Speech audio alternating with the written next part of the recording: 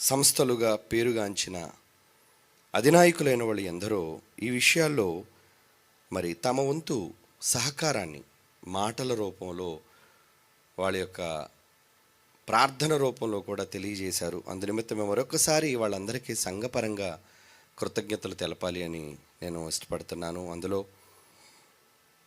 Pastor Hebel Raju గారు Hyderabad, pastor Freddy Paul గారు Hosanna ministries Kurnool వారు, డాక్టర్ ఏఆర్ స్టీవెన్సన్ గారు క్రిస్టియన్ గాస్పల్ సింగర్ గారు, పాస్టర్ మాథ్యూస్ గారు Hosanna ministries, doctor William Singam గారు Hyderabad, brother G Nutan Babu Hyderabad, brother Nissi John గారు, పాస్టర్ ప్రవీణ్ గారు కల్వరీ మినిస్ట్రీస్ బెల్లంపల్లి వారు, పాస్టర్ శ్రీకాంత్ క్రిష్ గారు హైదరాబాద్, పాస్టర్ రెనీ జోసెఫ్ గారు Guntur, brother Vijay Prasad Reddy I for God, brother Vijay Kumar గారు సిజిటిఐ, డాక్టర్ కె అంజలి ఎవాంజలిస్ట్ గారు, పాస్టర్ జ్యోతిరాజు గారు ఏలూరు, అలాగే ఆల్ డిప్యూటీ డైరెక్టర్స్ వీరందరూ కూడా ఈ పాటలకు సంబంధించిన తమ యొక్క అమూల్యమైన అభిప్రాయాన్ని తెలియజేసి ప్రజల మధ్యకు దాన్ని తీసుకుని వెళ్ళడానికి వారు ఎంతగానో కృషి చేశారు.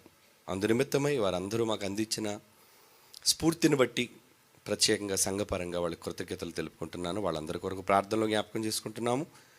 ఎందుకంటే రానున్న రోజుల్లో క్రైస్తవులుగా మనమంతా క్రీస్తు రక్తంలో ఒక్కటిగా ఉన్నాము.